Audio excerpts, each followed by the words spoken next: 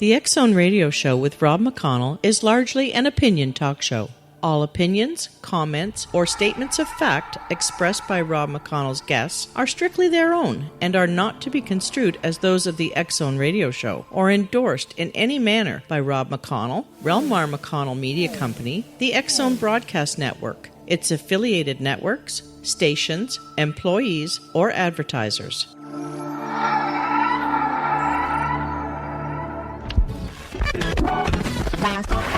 All Hit Radio.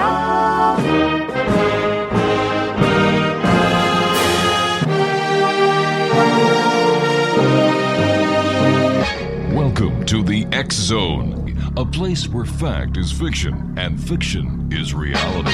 Now, here's your host, Rob McConnell. And welcome to the X Zone, everyone. My name is Rob McConnell, and for the next 4 hours, I'm your host and your guide as together we cross the time-space continuum to this place that I call the X Zone. It's a place where people dare to believe and dare to be heard. It's a place where fact is fiction and fiction is reality. And the X Zone comes to you Monday through Friday from 10 p.m. Eastern until 2 a.m. Eastern on the TalkStar Radio Network and our fine family of broadcast affiliates across Canada, the United States, Central America, the Caribbean, South America, the Pacific Rim, 20 Asian countries, and now in Europe. If you'd like to give us a call, our toll-free number is 1-877-528-8255. That's toll-free at 1-877-528-8255. My email address is xzone@talkstarradio.com. On MSN Messenger, talkstarradio@hotmail.com, and our websites. For those of you who are using the X-Zone Apple iPod, it's www.xzoneradiotv.com, and our regular site is www.xzoneradio.com. But you can also watch, listen, and chat with the X-Zone Nation at www.xzonetv.com. On tonight's show, Amy Crowell will be joining me in a few minutes. We're going to be talking about her new book called Loved Back to Life. Hour number 2, Miss Bonnie comes on, and she's going to tell us how we can get ready for Friday, which is 8808. Tara Green in hour number 3 doing tarot card readings for one and all who give us a call at 1-877-528-8255. And then in hour number 4, Cal Korff live from the beautiful city of Prague in the Czech Republic. Let me see, on this day, well, what do we have on this day? Okay, first of all, it was on this date in 1181, a supernova was observed by Chinese and Japanese astronomers. Now, amazingly, at the same time, they both yelled, "Look, up in the sky, it's a bird, it's a plane." No, it's a supernova. Thus the name. In 1890, the electric chair was used for the first time. The prisoner actually thought he was just sitting down for a massage. Boy, was he in for a shock. That same day in 1890, Cy Young won his first professional baseball game and went on to win 510 more. In 1985, baseball players walked off the field. And while baseball fans called it a strike, football fans thought it was a ball. Get it? Okay, I'll let that one go by. Let me see, today is Soleil Moon Frye, better known as Punky Brewster's birthday. She turns 32. Jerry Halliwell, otherwise known as Ginger Spice, turns 36 today. And Peter Bonrez, Jerry the dentist on the old Newhart show, turns 70. And by the way, this month is August. So there you go. Just a little bit of information for you here at the X-Zone. Once again, our toll-free number is 1-877-528-8255. That's toll-free throughout the U.S., Canada, Alaska, and Hawaii at 1-877-528-8255. We've got a grand show lined up for you tonight. As I said, Amy Crowell will be with us. We're going to be talking to her when we come back from this commercial break about her book entitled Loved Back to Life. Miss Bonnie in hour number 2, Tara Green in hour number 3, and Cal Korff live from the Czech Republic. This is the X-Zone, a place where people dare to believe and dare to be heard. It's a place where fact is fiction and fiction is reality. And we come to you Monday through Friday right here on the TalkStar Radio Network. Now, I'm going to be off Friday we're going to be playing the best of. Batman has made his selection, and we're going to slip it into the schedule because, Batman's a great guy. He kind of does a lot of things for us here at the X Zone, and if I can make him happy by playing somebody who does tonal healing, it's the very least I can do for the guy who does so much for us. By the way, at xzoneradiotv.com, some of the top...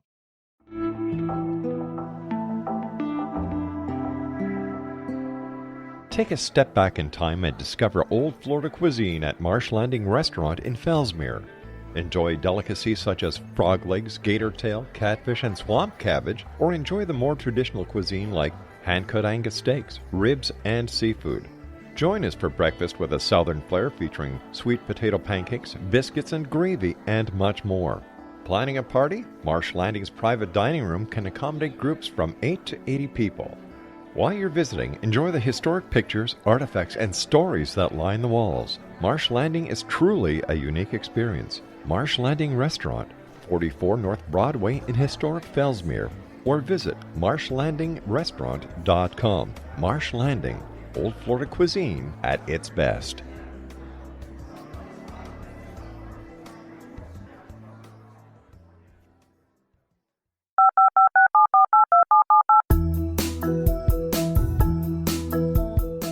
Did you know that when you're on the road with limited data or Wi-Fi, you can still listen to the X Zone Radio Show with Rob McConnell, The Science of Magic with Gwilda Wiyaka, X-1, Dimension X, Space Patrol, and every minute of the X Zone broadcast network by calling 213-401-0080, courtesy of Audio Now. No smartphone, app, or internet needed.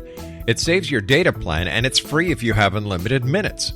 Call 213-401-0080 to listen on any phone, anytime, anywhere.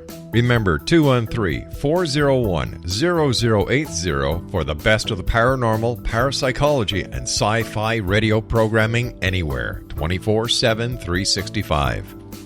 Welcome back to the X Zone, everyone. My name is Rob McConnell. We're coming to you live and around the world on the TalkStar Radio Network from our studios in Hamilton, Ontario, Canada. Once again, our toll-free number is 1-877-528-8255. My guest this hour is Amy A.J. Crowell. She is the author of Loved Back to Life and is an alcoholism, drug addiction, and recovery expert. She has been in long-term recovery since 1988 and is committed to educating everyone about compulsive behaviors and addictions. Her personal experience reveals how anyone can rise above destructive behaviors and triumphantly survive. She believes it is often imperative for another suffering from addictions to speak to someone who has had the same experience. Learning from others who are confronted by the same out-of-control behaviors is one of the keys to finding a new direction. And Amy, welcome to the X Zone. Well, thank you. I'm glad to be here. I love the title of your book, Loved Back to Life. Thank you. Thank you. That's actually how I felt at the time. Well, good for you. Good for you. And I can tell by your book, and I can tell by the media that you're getting, that you've touched a lot of hearts in a very special way. I hope so. I think this being honest and opening up and letting people know that there is hope when you are addicted is a big deal. Because when I was first in getting out of the addiction and in recovery, I didn't even know that the things that are available for help existed. I had no idea, and I want people to know that there is help out there. Now, you say you have been in a long-term recovery for 20 years. Now, can you explain what that means? Well, I'm really an alcoholic and an addict, and I have not had a drink or a drug since 1988, like you said. Good for you. Long-term recovery for me is being part of a recovery support group, 12-step programs. There's a lot of them out there, for everything. Actually, they have them for gambling. They have them for overeating, Alcoholics Anonymous, Narcotics Anonymous. They have all kinds of different 12-step programs for people addicted, and I'm in a recovery group like that. And that recovery group is what made me completely change my viewpoint and about myself and about life and everything, and begin and learn actually how to live, because I didn't know how to live without alcohol and drugs. So you began abusing alcohol and drugs at a very young age, didn't you? And Absolutely. Didn't your parents catch on? No, because when I grew up, my family had alcoholism. My father was an alcoholic. My grandparents were alcoholics. My uncle was alcoholic. So being in that environment, you think it's the norm. You think everybody does that. And that's what I thought. And, because my parents thought that because that's how they were raised also. And as a result, you didn't think anything was strange about it at all. I mean, and, from a very young age, at like 5, I was allowed to have little shot glasses of beer. And the funniest part, the whole thing is, every night before I went to bed, I was able to, we had a little party. You could have an ice cream or cookie or something. And my favorite was vanilla ice cream with cream de mint poured over the top of it. Green cream de mint, I bet. Cream de mint. Yeah. Mm-hmm. We used to go to my uncle's, and that's what he'd give us at dessert. Exactly. Yeah, and I love that. I'd have that a lot. So, if you have that addicted behavior and it runs in your family, your chances of becoming an addict are much greater than somebody who doesn't have that. Now, did you think as a teenager that you may have had a problem with alcohol or drugs, or did you think it was the norm? No, I really thought it was the norm. I really did. People who are addicted to alcohol and drugs, we surround ourselves with other people who do the same thing. Mm-hmm. So it's the norm in all our areas, in our friendships, in our household. We don't want to be around people who don't use and drink because then it's no fun. For us, that's what we think. What were some of the effects of abusing alcohol and drugs that you first started noticing? Well, for me, I got very, very thin. My drug of choice was cocaine, and I had a serious problem with eating and lost a whole lot of weight and got very, very ill that way. And it was also, I ended up at the same time when all this cocaine was happening and I was going through my bottom, I also got very sick and got a parasite in my upper intestine. Oh my gosh. So I know, it was not a good sign. But I used the parasite as my excuse for being sick and didn't want to admit that it was also the cocaine that was making me so ill. I understand that several of your friends died in drunk driving accidents in a very short period of time. Did you ever stop and think it could happen to you? It's amazing because, even kids today, we think we're instructable. When I was a kid, I thought I was instructable. I did not think that kind of thing would happen to me. It was happening to everyone around me. On my graduation night, 3 of my friends died on my graduation night from high school. And, you'd think that it would register. And, it's wild looking back now after, being clean and sober for so long and thinking, how could I ever not have realized, that this exact same thing could happen to me? And you just don't. When you are in the disease and you're in the addiction, you don't think it's going to happen to you. Mm-mm. So how did you beat it? How did I beat it? Yeah. Well, it's sort of a funny story because I was living with a gentleman who sold drugs, so he was a drug dealer, and he came home one day and he looked at me and he said, "We got to get you help." He said, "You're going to die if we don't get you help." And he took me to treatment. So my drug dealer took me to treatment and dropped me off. And you know you're in trouble when you're behind the doors of treatment and the drug dealer leaves, you know you're in trouble. And that's pretty much how I ended up getting help. And when I was in treatment, they started taking me to the support group meetings and the 12-step programs. Mm-hmm. And that's what got me through and what helped me change. And it was a process. It's not something that happens overnight. I had to change a lot in my everything in my life. And that was a process for me. I have to ask you, what was going through your mind when you have 4 friends die in a drunk driving accidents in such a short period of time? I was so saddened by it that being an alcoholic, mm-hmm. I wanted to drink more, and that's what I did. I didn't want to feel the pain, and I went ahead and just drank and used drugs more. As a matter of fact, right after my one friend in college died in a drunk driving accident, I was in a horrendous car accident that when I was driving. And I ran head-on into a tree going extremely fast. And somehow or another, the kid with me and I woke up on the side of the road, and we were fine. In the car, there was nothing left of the car. Unreal. I mean, amazing. It's sad to look back and think that we were actually driving like that. That we were. How did your alcoholism and drug addiction progress through college? Looking back, was it a blur? It really, it's funny because one of the effects that the alcoholism and drug addiction did have on me is that I do not have good memory at all. And looking back through college, I remember certain events and everything, but literally, I mean, I was drinking constantly. I was a little sister to a fraternity, and back then, I mean, fraternities was all about drinking, I mean, especially the one I was in. And so once again, I surrounded myself with a bunch of people who drank and used drugs just like I did. So I was very comfortable. But looking back, I can see how quickly it progressed in just a matter of 2 to 3 years. I went from never using cocaine to using cocaine every single day, like within 2 years. That is unbelievable. Yeah, How much was it costing you, and where were you getting the money? That's a great question. Well, see, I lived with the different drug dealers. I called myself the serial drug dealer lady. I lived with the drug dealers. So I lived here for a couple of years, and then I go on to a different drug dealer and live with him for a couple of years. So I was able to get the drugs for nothing because I was living with the drug dealers. I think that's how a lot of the women end up doing it, even though we were in college and things like that. And it's not like, I was living on the streets or something. Even though I was doing the same pattern as the people on the streets were doing to get their drugs.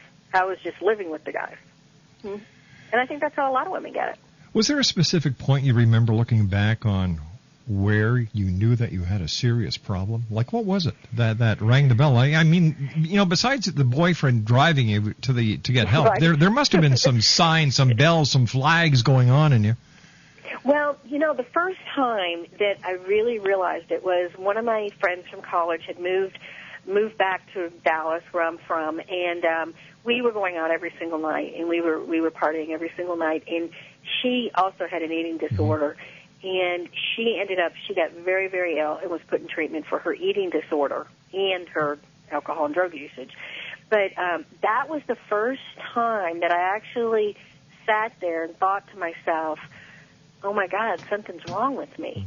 And I felt the feelings inside, I can't even describe it because I was so completely depressed.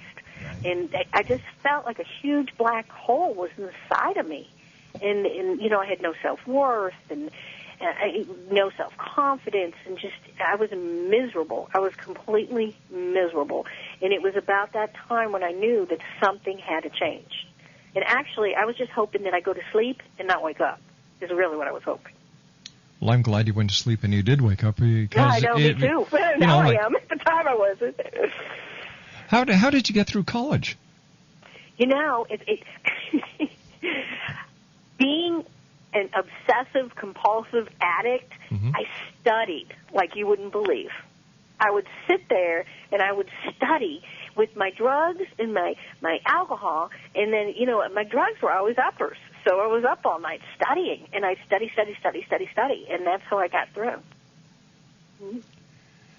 Did you ever think that you would, were going to be writing a book and helping people? Oh, God, no. Oh, no. And when, especially first in recovery for the first, several years, it's very, very difficult. At least it was for me. I had to change my beliefs about so many different things. First of all, about myself. And I never imagined that I would ever be as happy and have the kind of life I have today because I had never experienced happiness. I had never truly felt love, happiness, peace. I didn't even know those feelings to know what I was missing. All right, stand by, my dear friend. You and I have to take a commercial break in the news. Amy CROWELL is our special guest. Her website is www.lovedbacktolife.com. We'll be back on the other side of the news as the X Zone continues right here on the Talkstar Radio Network from our studios in Hamilton, Ontario, Canada. Don't go away.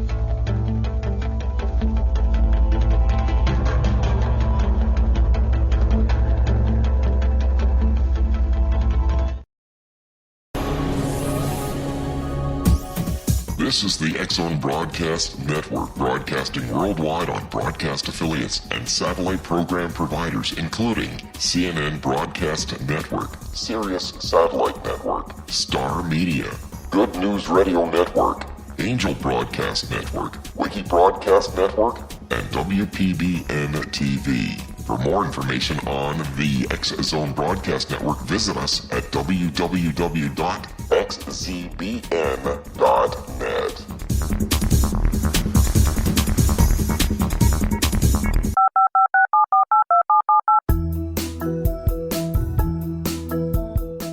Did you know that when you're on the road with limited data or Wi-Fi, you can still listen to the X Zone Radio Show with Rob McConnell, The Science of Magic with Gwilda Wiyaka, X-1, Dimension X, Space Patrol, and every minute of the X Zone Broadcast Network by calling 213-401-0080, courtesy of Audio Now. No smartphone, app, or internet needed. It saves your data plan, and it's free if you have unlimited minutes. Call 213-401-0080 to listen on any phone, anytime, anywhere. Remember, 213-401-0080 for the best of the paranormal, parapsychology, and sci-fi radio programming anywhere, 24/7, 365. Amy CROWELL is our special guest. Her website is www.lovedbacktolife.com. Amy, what was the process you went through at the beginning of your sobriety?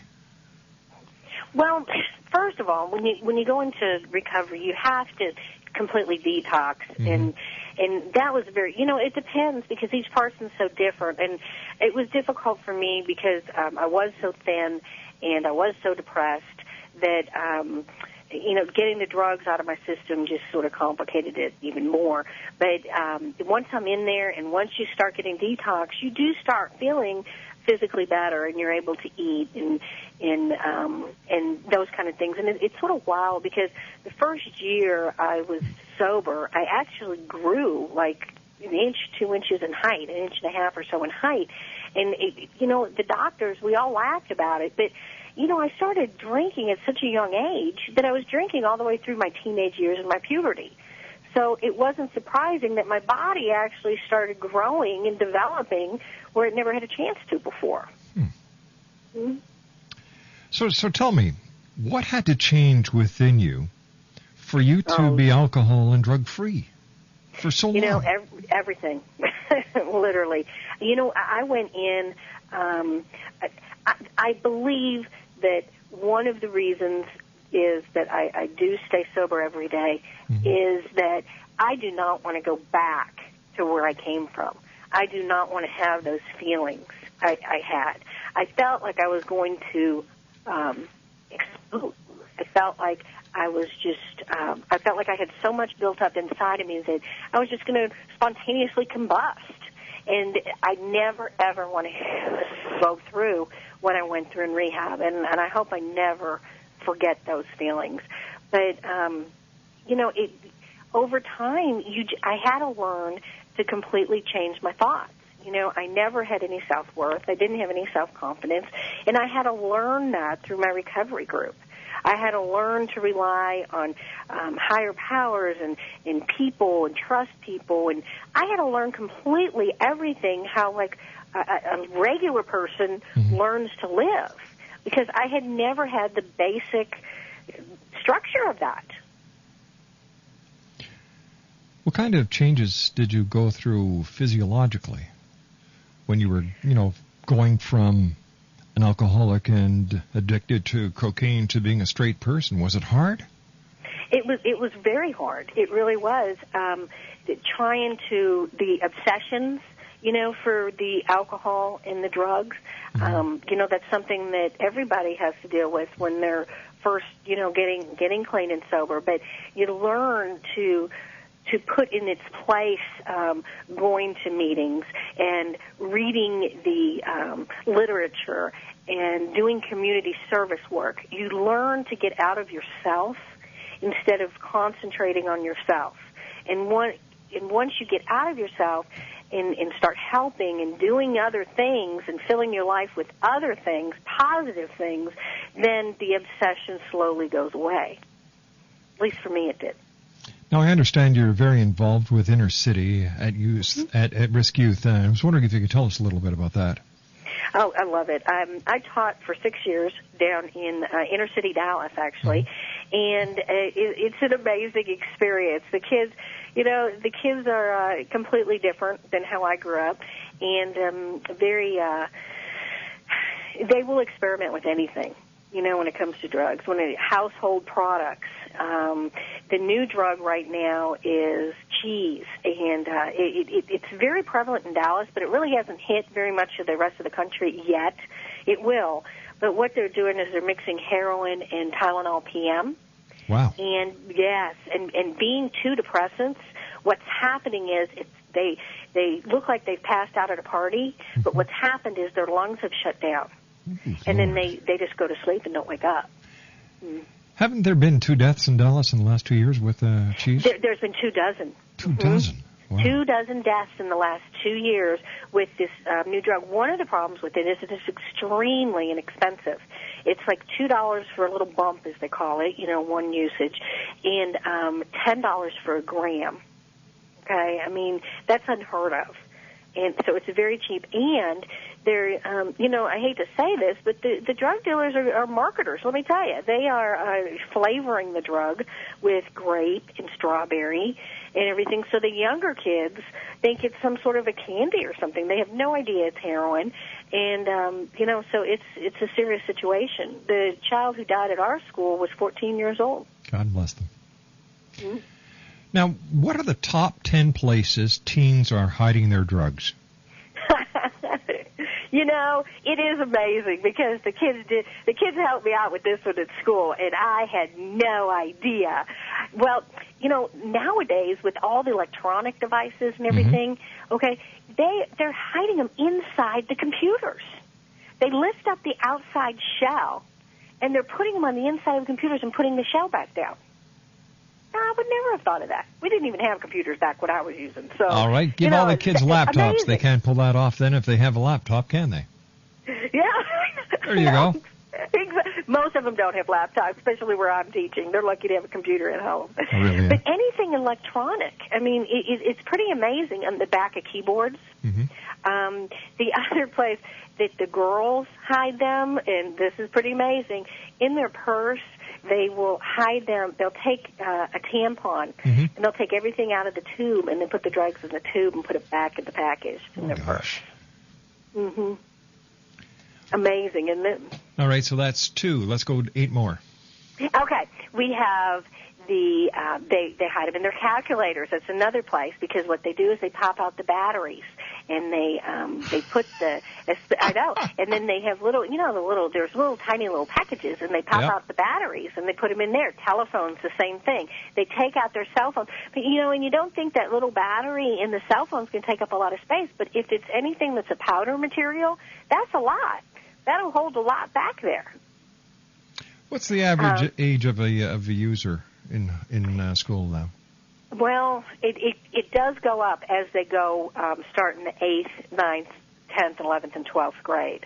But it's sad. The statistics are that the majority of the kids have experimented with some illegal drug at some time in high school, which is really hard to believe still. What turns the child on to drugs? Is it peer pressure? I think a lot of it is. I think a lot of it is what's at home. I think a lot of it is peer pressure. For me, it sort of was a natural factor coming from an alcoholic household, being an alcoholic at a young age. My next step was using drugs. I mean, that was just, I hate to say it, but it was a natural progression for what I was in. And I think that people who don't have that at home and don't have that progression, that, yes, it is peer pressure. I think a lot of it is. Like that one child who died who was 14 here in Dallas. It really was his first time he had ever used that kind of drug, that he had ever taken cheese. What can a parent look for in a child if they suspect the child is taking drugs? You know, I always say try, no matter how hard it is, sometimes to keep that communication open and try to talk as much as possible to a child, because even if you don't expect them to be using drugs, you can at least know if their behaviors change, if they change friends, if their grades start going down, if they start losing weight, mood swings, dizziness, anything like that. And if you are close enough and have an open communication with your child, you will begin recognizing that there could be something wrong. So you're able to catch it. What can the schools do to crack down on drugs? You know, the schools, the school I'm at, they are actually doing a lot. They have, every year they have Red Ribbon Week in October. All the schools across the country are actually supposed to have it. And they educate the kids during that week about drugs and alcohol. I personally think it should be something that they're discussed more in health class as they get older, so that they understand what happens exactly to their bodies, what can happen to when they're using illegal drugs to their brain, you know, all that. I think all that should be discussed in health class a lot more than it is. Psychology. They offer psychology now in high school. It should be talked about there. It actually, they're doing pretty good in Dallas about discussing more and more of, you know, don't drive drunk and you know, explaining about what cheese is. So if somebody does encounter it, they understand not to use it. So they're trying. They're also trying to educate the parents, you know, after schools and things like that. But sadly, a lot of parents don't go to that meeting. You know, they have the attitude that my kid's not doing it. So the ostrich syndrome. Yeah. Keep your head in the ground. You don't have to see anything then. That's it. When a child is on drugs, how hard is it to get them off? It varies. Each person's an individual, so it completely varies. But, you know, if they are ready to quit using and they realize that they have a problem and they admit it to themselves, then anything's possible. I've seen people get clean and sober at a very young age. I know a girl who got sober at 16 years old, and she's 30 years old now. She's still in recovery support groups and speaks at a lot of different places. So it's possible. You just have to know that, you know, you are the one with the problem. You know, it's not everybody else around you. It's you, and you have to want it to get sober. And unless you have that, and the parent and the kid has that, the parents can't say anything to get them sober. Do you think the drug laws are strict enough, or should they be stricter? You know, it's difficult because, you know, they're doing the best they can, but oh my God, they have a lot to do. You know, they're doing the best they can, but you know, they're pretty strict right now, but you know, it's so much of the drugs are coming in illegally from Mexico and the different countries and everything. I would just wish that they'd be able to stop it more in the big bulks, because it is coming in big bulks, and it's just not happening right now. Something's missing, and of course I don't have the answer for that. I was watching a news item on CNN this morning where just on the other side of the Mexican border, they are finding marijuana grows in public parks, in public areas. You know, and the raid that they did that was on TV was, they estimated at $40 million. Oh yeah. It doesn't surprise me. They just did that here in Dallas, down around the area where I teach. Actually, they found this huge field down there, out in the middle of nowhere, that was completely, you know, all pot plants that were being cultivated. And it was the same situation, millions of dollars.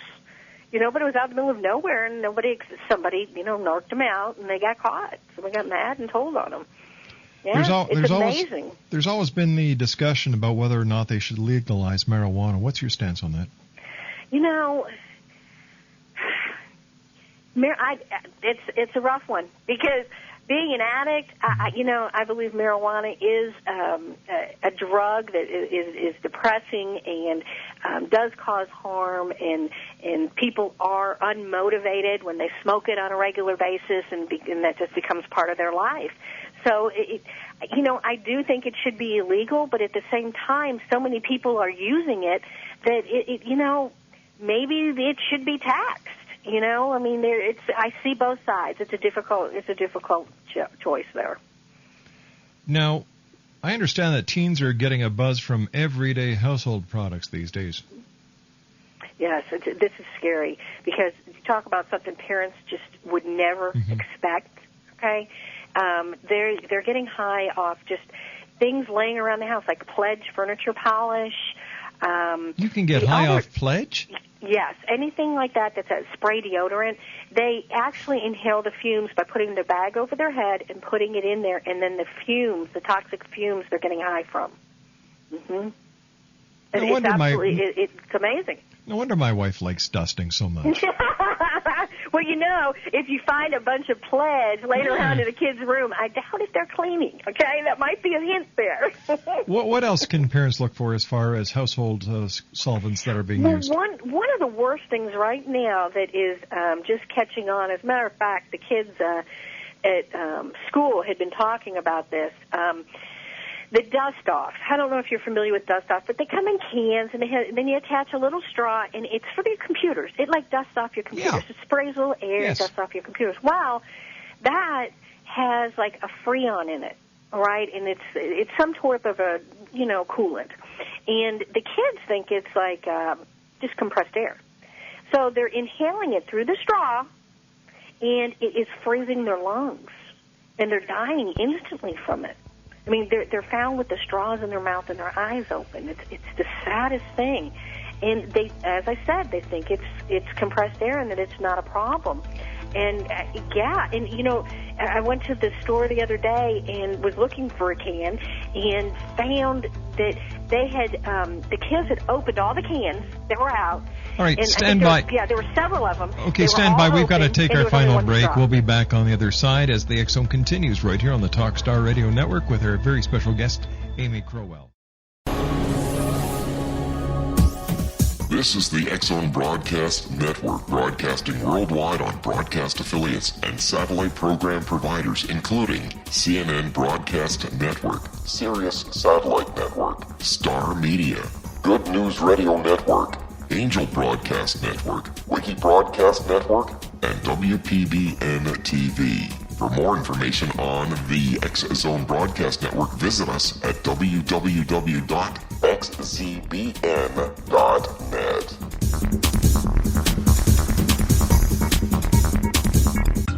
Sergeant Central. 19 Sergeant, check. Officers on the scene. Hi, I'm Larry Lawson, host of Paranormal Stakeout. With over 36 years in law enforcement, I have learned a few things. The most important is the proper gathering and preservation of evidence is vital to putting the bad guy behind bars. It's no different in the world of paranormal investigation. Whether it's the search for the afterlife, cryptozoology, UFOs, and extraterrestrials, how we gather the evidence, preserve that evidence, and present it to a jury of our peers will make the ultimate difference in proving the existence of worlds and entities that are beyond our imagination. Join me, Larry Lawson, every week on Paranormal Stakeout when, along with my guests, we'll take a journey to prove with indisputable evidence what man has struggled to believe for centuries. Go to xzbn.net for the broadcast schedule and check me out at paranormalstakeout.com.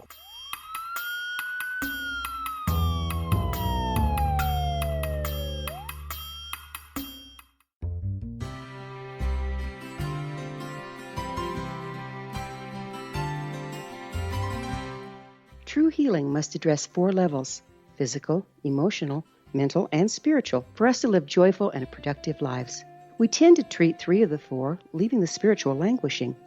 If you're tired of the same dysfunctional patterns cropping up in your life, Soul Balancing is for you.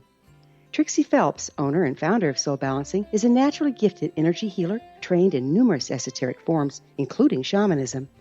Trixie has created a powerful modality that safely and effectively clears your energetic field. A soul balancing session can remove interference, heal trauma, and restore your hope. Contact Trixie for a life-changing long-distance session today. www.soulbalancing.world.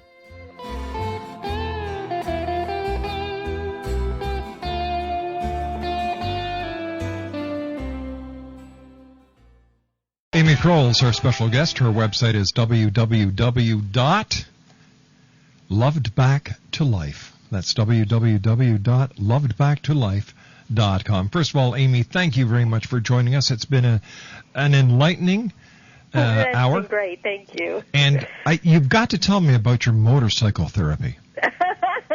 Well, I started riding motorcycles when I first got sober. So I started riding when I was about 25, and I'm 45 now.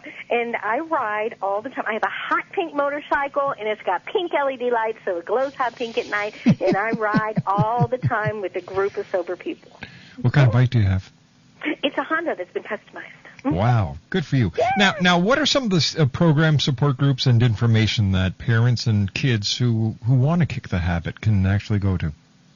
The best places to do is you can go on the Internet or you can look in your Yellow Pages, and you can look for groups that anything 12-step related is what I recommend. Alcoholics Anonymous, Narcotics Anonymous. Now, if you have a drug problem, you can still go to AA. A lot of people don't realize that, okay? It's for both. It's for drugs and drug addicts and alcoholics.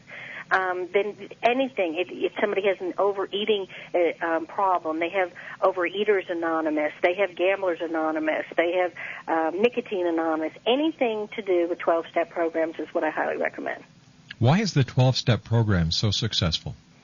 You know, I think it's because there's people there have already experienced what the person is going through when they're getting sober. And even though I believe in therapists and I believe in psychiatrists, I think they're very, very important, especially for a lot of alcoholics, because so many of us suffer from other things, such as me, is depression.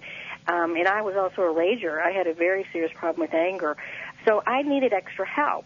But the programs, when you're around people who are going through the same thing and can guide you in the right direction, it's a completely different feeling. It makes you learn through them. I think it's definitely necessary. Their experience is your best teacher. Absolutely, no question. Amy, what other projects are you working on? Well, right now I'm going to be working for the Association of Persons Affected by Addictions here in Dallas. And I'm really excited because I'm going to start working for them in the next month or so. And we help a lot of the people who are in the transitional stage. We work with a lot of the homeless people, getting them into housing, recoveries. We have GED programs, educating the community on alcoholism, drug abuse. So I'm really excited about that. Amy, I want to thank you very much for joining us. And if there's anything we could ever do here for you at the X Show and to help you with the great work that you do, don't hesitate to contact us. Oh, really appreciate it. Thank you so much.